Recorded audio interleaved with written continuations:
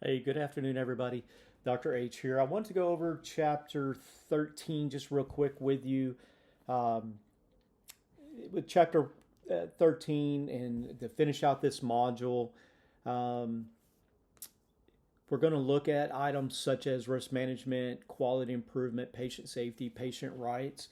So make sure that when you come across any of these items, you're making good notes, and whether it's in the text or in some of the additional materials provided for you.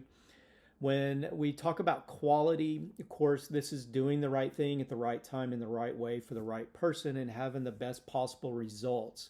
This is the definition that we work off of when we mean quality. Quality improvement, or QI, is going to be the process to assure healthcare is safe, effective, patient-centered, timely, efficient, and equitable. Risk management, our definition is going to be the processes to identify, evaluate, and control the risk of accidental financial liability. And then the ultimate goal is all three of these focusing on patient safety. And so these are some of the core definitions that I want you to take away with you once you've moved out of this and into your future chapters, your future modules. We're gonna cover what risk management, what does it really do, and of course our focus is minimizing negative outcomes to individuals and organizations, whether that be financial or reputational. So definitely keep this in mind. This goes beyond just avoiding risks. There's the structured process that looks at a probability of adverse events, and then we also want to make sure we're focusing on eliminating financial impact rather than just risk avoidance, whether it's the patient, the organization, or an individual. There are 4 steps to risk management, and this is a systematic approach to safety. So make sure you have a strong understanding on what risk identification is, risk evaluation and assessment, strategic risk response and implementation, and then review, evaluate, and monitor. And these are going to be the 4 steps of risk management that we're going to focus on. Like I said, this is a systematic approach to safety, and this will apply to patients, individuals, organizations, all the above. You do have some risk management tools available to you, and this will be covered throughout the module this week. Claims management, which requires knowledge of insurance policies, system to identify potential losses quickly, and an ability to accurately estimate potential liability. Also have an understanding of what incident reporting is. This is critical for health informatics professionals. This should help you to identify and respond to adverse events. It should not be placed in a patient's medical record. Records should not refer to an incident reporting documents, and only facts of the incident should be documented in the patient record.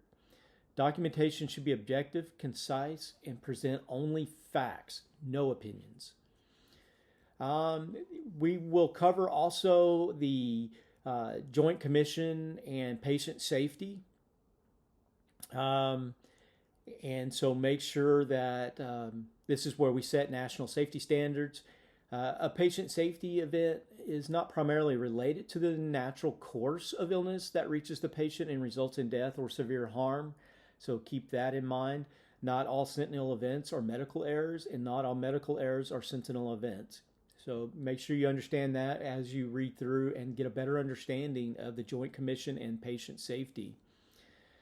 We want to look at and make sure that we understand the evolution of quality and patient safety. There are some key historical milestones. In the 60s, we had the Joint Commission. Actually, that's where they began quality efforts.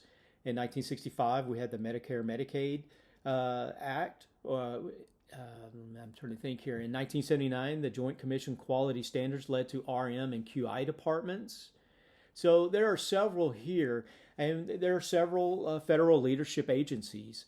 AHRQ, the Agency for Health Care Research and Quality, the Center for Quality of Improvement and Patient Safety, the Office of National Coordinator. These are some key leaderships that you need to make sure that you are aware of. We need to make sure that you have a strong understanding when it comes to quality reporting and transparency. Um,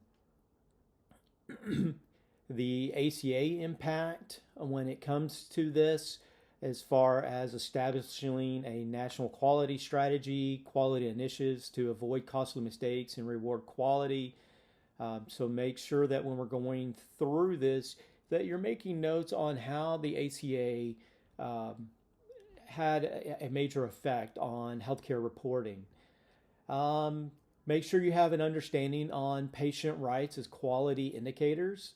Rights reflect quality of care, such as high quality healthcare with desired clinical outcomes, that we're providing respectful and compassionate care.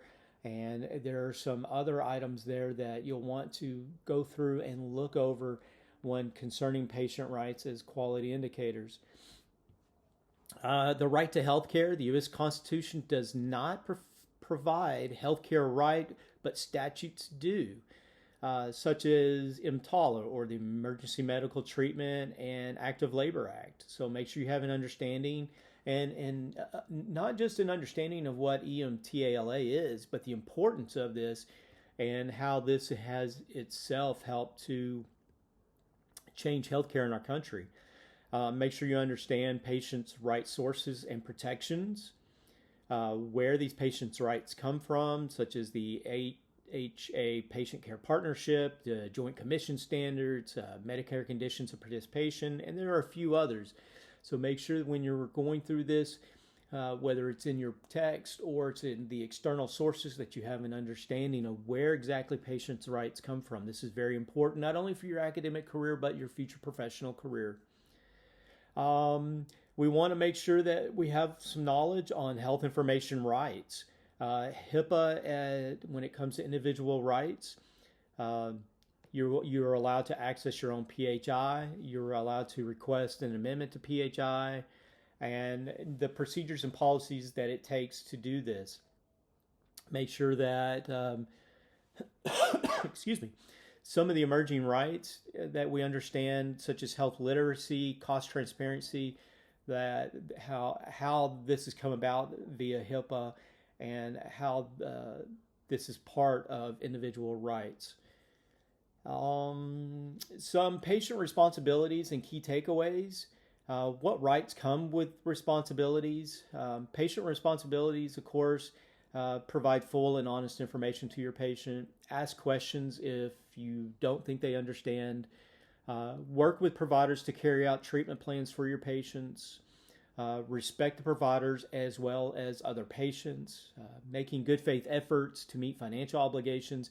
These are some of the patient responsibilities, but also as health informatics, these are some of the things that we want to help our patients with.